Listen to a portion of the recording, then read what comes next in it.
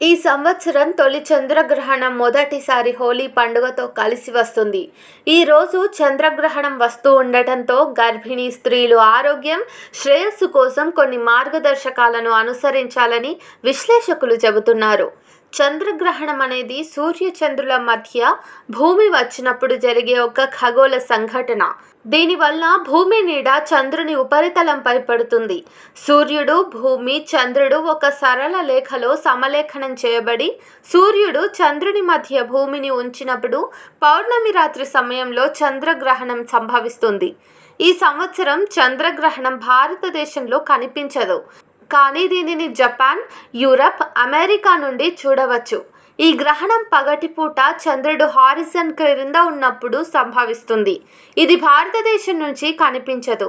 అయినప్పటికీ ప్రపంచవ్యాప్తంగా చంద్రగ్రహణంతో సంబంధం ఉన్న కొన్ని సాధారణ